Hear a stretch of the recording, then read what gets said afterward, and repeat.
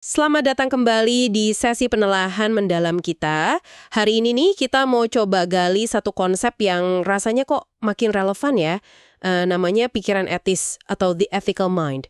Ini idenya Howard Gardner, kita ambil dari bab 6 bukunya Five Minds for the Future. Sumber kita ya bab itu yang isinya ngebahas soal etika dalam kerjaan dan sebagai warga negara. Misi kita sekarang ini bukan cuma ngerti definisinya aja sih, tapi lebih ke kenapa gitu loh. Pikiran etis ini jadi krusial banget di dunia yang makin rumit ini. Dan yang paling penting, gimana caranya kita bisa ngembangin ini. Kita bakal lihat lewat penelitian Gardner soal kerja baik atau good work. Keren nih konsepnya. Ingat ya, pikiran etis ini satu dari 5 pikiran. Ada disiplin, sintesis, kreatif, sama respect juga. Kata Gardner sih, kelimanya ini nyambung semua dan penting buat masa depan. Jadi, gimana caranya biar kita nggak cuman pinter atau kreatif aja, tapi juga baik dalam arti yang sebenarnya? Oke, mari kita coba bedal bareng-bareng. Nah, iya, pertanyaannya pas banget di situ. Kenapa sih kok fokus ke etika dalam peran kerja dan warga negara ini jadi penting banget sekarang? Gardner tuh bilang, ini bukan lagi soal moral pribadi aja, bukan sekedar benar atau salah buat diri sendiri, tapi lebih ke gimana kita, sebagai individu, berfungsi atau malah nggak berfungsi dalam sistem yang lebih gede dan saling kait-mengkait ini loh. Di dunia sekarang kan, tindakan satu orang atau satu lembaga aja bisa ngaruh kemana-mana ya kan? Jadi paham dan jalanin tanggung jawab etis dalam peran kita, itu jadi kunci. Bukan cuma buat kebaikan bareng, tapi ya buat sistemnya sendiri bisa jalan terus. Oke, kita mulai dari dasarnya dulu deh. Sebenarnya apa sih yang dimaksud Gardner soal pikiran etis ini? Dia bilang ini kemampuan kita buat mikirin peran spesifik kita ya, sebagai dokter, guru, wartawan, atau ya warga negara biasa aja gitu. Terus bertindak melampaui kepentingan diri sendiri demi tujuan yang lebih luas atau kebaikan komunitas. Ini katanya langkah lebih maju dari pikiran respect. Nah, bedanya apa tuh? Bisa dijelasin? Bisa-bisa. Jadi gini, pikiran respect itu kan penting juga ya. Fokusnya ke interaksi antar orang langsung. Gimana kita hargain orang lain, ya sebagai manusia aja, lepas dengan beda-bedanya. Itu lebih kelihatan, lebih konkret lah, hubungan individu ke orang lain. Nah, kalau pikiran etis ini, kata Gardner, lebih abstrak. Dia nyebutnya sikap abstrak. Kemampuan buat secara sadar mikirin konsep peran kita dan tanggung jawabnya.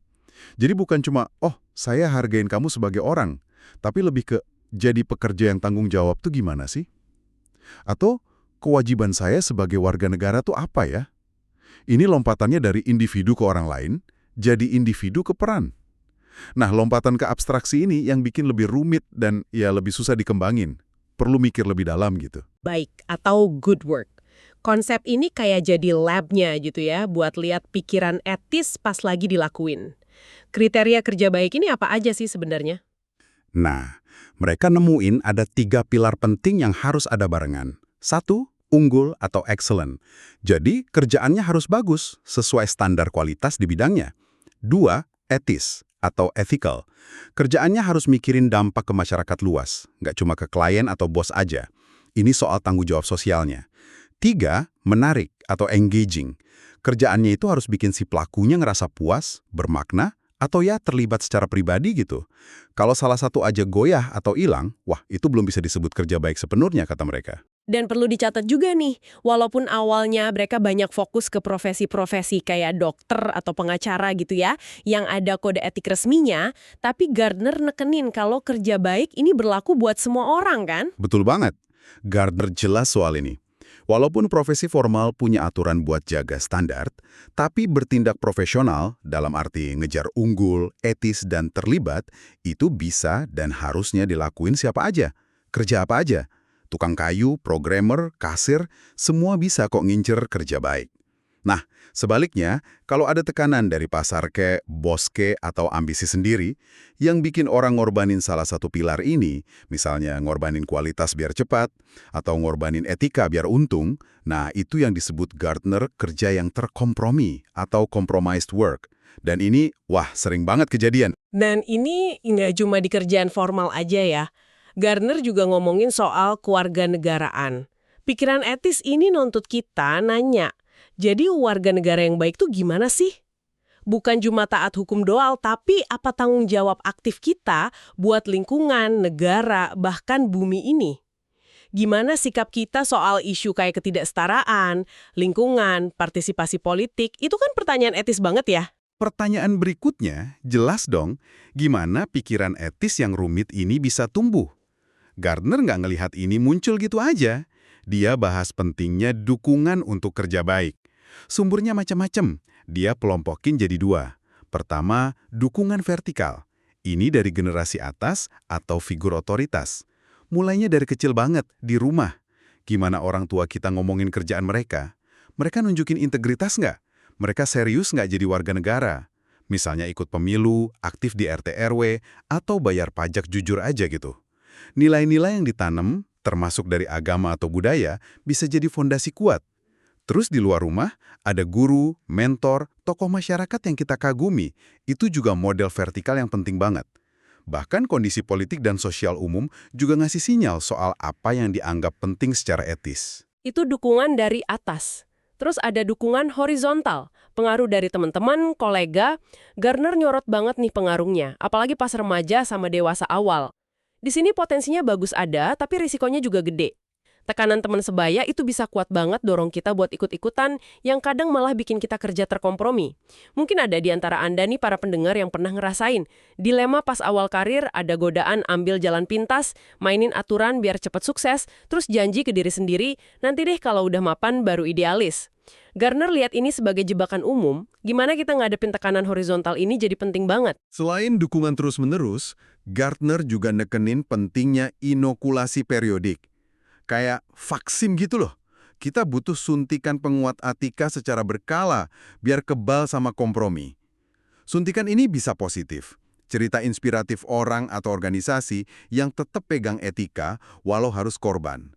Gardner sering nyebut Aaron Fairstein, pemilik pabrik Malden Mills. Pabriknya kebakar habis, tapi dia tetap gaji ribuan karyawannya berbulan-bulan pakai uang asuransi dan pribadi.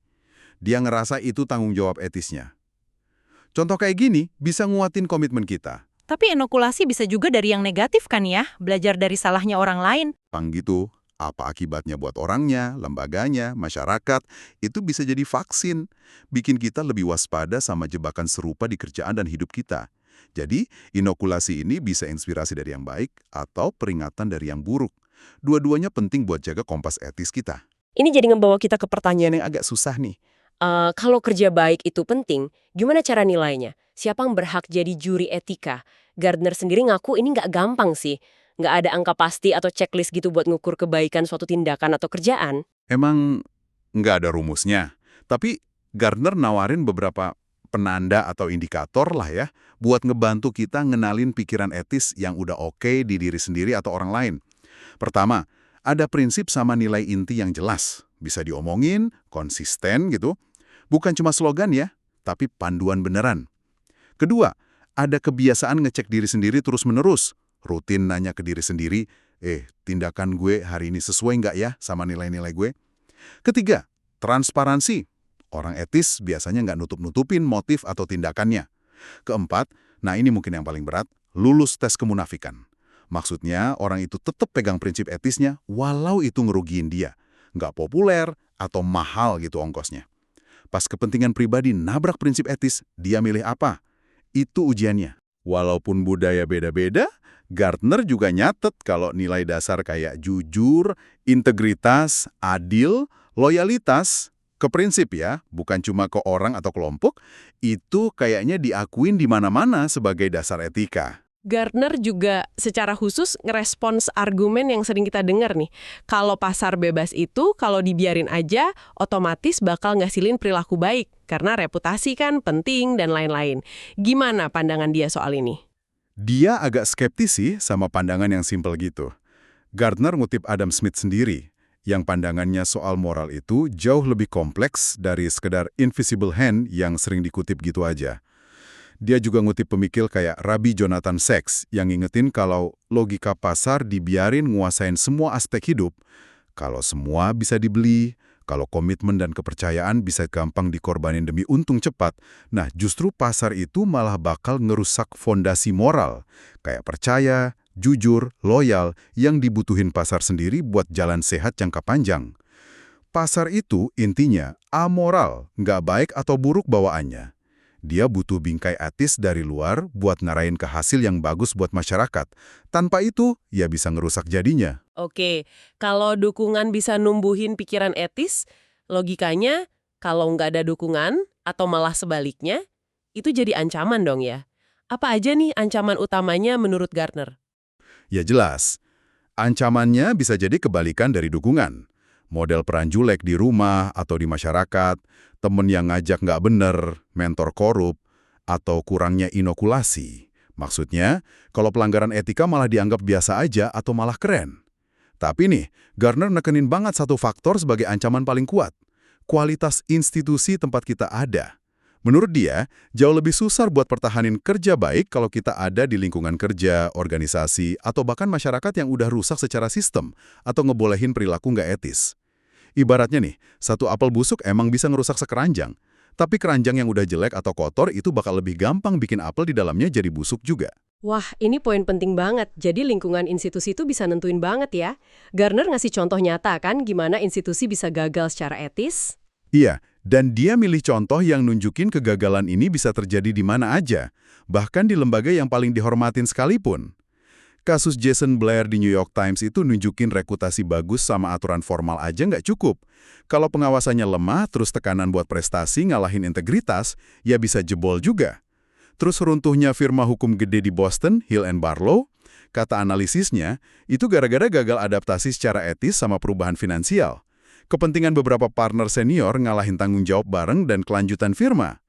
Skandal Arthur Andersen yang dulu dianggap paling top lah akuntan publik, itu nunjukin bahayanya kalau independensi dikorbanin demi bayaran gede dari klien kayak Enron. Dan Enron sendiri jadi contoh paling parah ya soal kegagalan etika institusi? Itu dari paling atas, pemimpinnya, terus nyebar ke seluruh budaya perusahaan. Didukung pula sama kong kali kong dari pengacara, auditor, Arthur Andersen, bahkan analis keuangan. Yang paling kasihan ya dampaknya.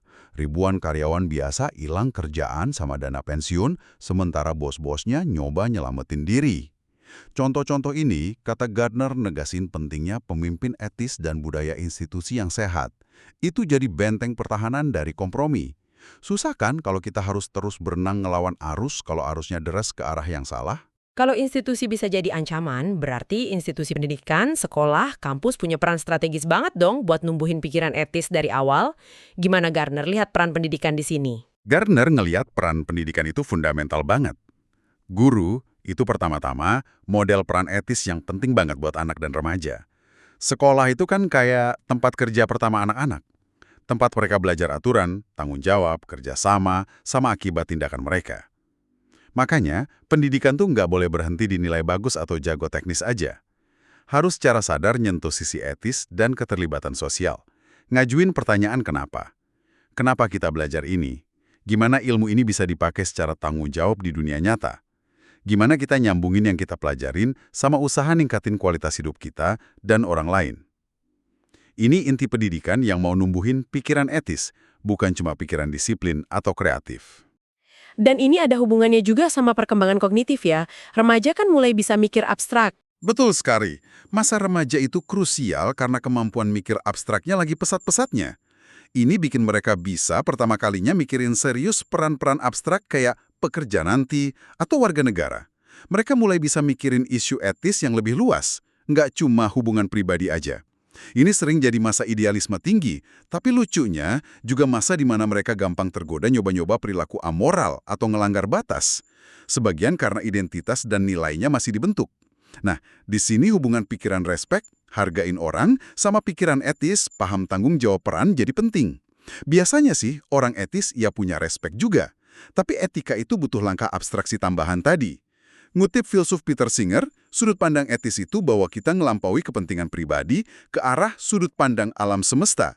Lihat diri kita bagian dari yang lebih besar. Gardner ngasih contoh kuat banget buat gambarin gimana nilai pribadi, respek, sama tanggung jawab peran etis bisa jadi tegang, yaitu Abraham Lincoln. Bisa dijelasin lagi? Contoh Lincoln ini bagus banget buat ilustrasi. Lincoln itu secara pribadi benci banget perbudakan. Dan hormat banget sama kemanusiaan semua orang, termasuk budak. Ini sisi respeknya. Tapi sebagai presiden AS, pas perang saudara yang ngancam negara pecah, tugas etis utama dia dalam perannya sebagai presiden itu ya jaga persatuan, the union. Makanya, dia sempat nunda-nunda tindakan ngapus perbudakan yang lebih drastis. Keputusan susah itu banyak yang kritik, karena dia prioritasin tanggung jawab etis jabatannya buat nyelamatin negara. Ini nunjukin gimana pikiran etis kadang nuntut kita bikin pilihan rumit, bahkan mungkin lawan arus sama nilai pribadi kita demi penuhin kewajiban peran yang lebih luas. Bukan berarti ngabain nilai pribadi lo ya, tapi nimbang dalam konteks tanggung jawab peran yang lebih luas. Gardner nemuin ini di studinya akhir 90-an, bandingin genetika sama jurnalisme atau akuntansi. Gimana kita ngadepin ini? Ada alat bantunya nggak? Ya, Gardner sadar ini rumit. Di studi itu, dia nemu kalau di bidang kayak genetika waktu itu, nilai-nilainya lumayan sama di antara orang-orangnya.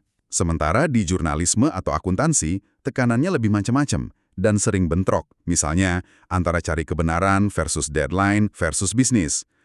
Sadar lagi pakai topi peran mana itu jadi penting.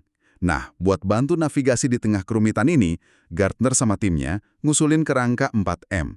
1. Misi. Paham bener apa tujuan inti atau misi mulia dari peran kita sebagai jurnalis, dokter, warga negara. Kontribusi uniknya apa? 2. Models. Cari dan belajar dari model peran yang positif, gimana mereka jalanin misi dengan baik, sama yang negatif, gimana mereka gagal. 3. Mirror test individual version. Tes cermin versi individu. Rutin ngaca diri sendiri, nanya, gue secara pribadi udah sesuai belum ya sama misi peran ini? Gue bangga nggak sama cara gue jalaninnya? 4. Mirror test professional responsibility. Tes cermin, tanggung jawab profesional. Ini lebih dari diri sendiri. Kewajiban etis buat ngawasin juga perilaku teman seprofesi atau sekomunitas. Dan berani ngomong atau bertindak kalau lihat ada yang nyimpang dari misi atau standar etis. Ini ngingatin kutipan Molière yang disukai Gardner. Kita tanggung jawab bukan cuma atas apa yang kita lakuin, tapi juga atas apa yang nggak kita lakuin. Diem aja lihat yang nggak benar, itu juga gagal etis. Angka 4M ini kedengarannya praktis ya. Udah ada usaha buat diterapin di pendidikan atau pelatihan gitu? Ada.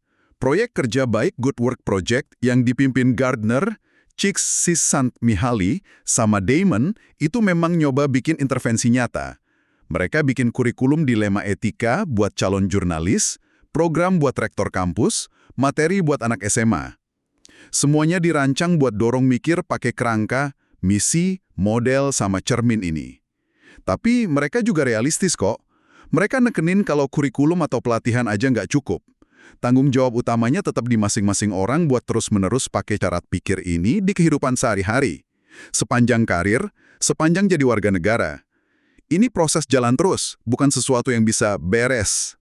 Buat nutup bagian ini, Gardner sering pakai contoh pemain cello terkenal, Yo-Yo Ma, sebagai gambaran orang yang kayaknya punya pikiran etis kuat di profesinya. Gimana contoh ini ngerangkum ide-ide tadi? Contoh Yo-Yo Ma ini pas banget karena nyatuin 3 pilar kerja baik sama tanggung jawab peran. Gardner ngutip Yo-Yo Ma yang ngenalin 3 tingkat kewajiban sebagai musisi profesional. Pertama, kewajiban mainin musik klasik sebaik mungkin. Skill teknis paling tinggi. Ini pilar keunggulan. Kedua, kewajiban kerjasama yang baik sama musisi lain pas main bareng. Ini aspek etis dalam kolaborasi. Ketiga, nah ini nunjukin pikiran etis yang lebih luas. Yo-Yo Ma ngerasa wajib nerusin warisan musik klasik, bagi ilmu, nginspirasi generasi musisi berikutnya. Ini tanggung jawab etis ke profesi musik itu sendiri dan ke masyarakat. Gardner lihat cara pikir berlapis kayak gini, unggul teknis, etis kolaborasi, dan tanggung jawab ke keberlanjutan bidang sebagai model yang bisa dipakai di hampir semua profesi, bahkan di peran kita sebagai warga negara. Oke, setelah kita gali lumayan dalam nih, coba kita tarik benang merahnya ya. Apa sih makna inti pikiran etis ini buat Anda, para pendengar, di kehidupan sehari-hari? Intinya sih, pikiran etis itu soal punya dan pakai kompas internal yang settingannya pas. Kompas ini nggak cuma nunjuk ke arah sukses pribadi atau efisien aja, tapi ke arah tindakan yang bertanggung jawab. Tanggung jawab dalam konteks peran kita di kerjaan maupun di masyarakat. Ini bukan sekedar ikut aturan atau takut hukuman loh. Lebih dari itu, ini soal kemampuan buat berhenti sejenak, mikirin makna dan tujuan peran kita, nimbang dampaknya ke orang lain dan sistem yang lebih gede, terus usaha bertindak sesuai nilai-nilai kayak integritas, adil, peduli sama kebaikan bareng. Dan yang penting, ini bukan kondisi diem. Kompas ini perlu terus dicek, disetel ulang, diasah lewat pengalaman, mikir, belajar terus. Dan ngembangin pikiran etis ini bareng 4 pikiran lain dari Gardner, disiplin, sintesis, kreatif, respek, itu jadi makin penting ya di masa depan yang banyak tantangan dan perubahan cepat ini. Ada semacam penegasan soal kemanusiaan kita di sini ya. Persis. Gardner kayak ngasih isyarat gitu, di tengah majunya teknologi, AI, otomatisasi, kemampuan kita buat mikir dan bertindak etis, sama kemampuan kita buat bener-bener hargain dan ngerasain apa yang orang lain rasain, pikiran respect, itu mungkin kualitas yang paling nunjukin kita manusia. Ini aspek-aspek yang paling susah, bahkan mungkin nggak mungkin ditiru sepenuhnya sama mesin secanggih apapun. Justru kemampuan inilah yang bikin kita nggak cuma bertahan, tapi juga berkembang secara berarti sebagai individu dan spesies di abad 21 ini. Ngasah pikiran-pikiran ini, itu investasi ke inti kemanusiaan kita. Nah, sebagai pemikiran penutup nih, buat Anda bawa pulang dan renungin lagi, fokus utama Gardner di bab ini kan kerjaan sama kewarganegaraan ya. Tapi coba deh lebarkan lensanya dikit. Di area mana lagi sih dalam hidup Anda prinsip pikiran etis ini bisa nyambung? Gimana Anda ngertiin dan ngusahain kebaikan dalam arti unggul etis bermakna di hubungan pribadi Anda, di pilihan Anda sebagai konsumen, atau di jejak digital dan interaksi Anda di dunia maya? Kalau Anda coba tes cermin hari ini, nggak cuma sebagai pekerja atau warga negara, tapi sebagai manusia utuh, apa ya yang kelihatan? Pertanyaan ini mungkin nggak gampang jawabnya, tapi proses mikirinnya itu inti dari pikiran etis itu sendiri. Mari kita lanjutkan perenungan ini ya. Sampai jumpa di sesi penelaahan mendalam berikutnya.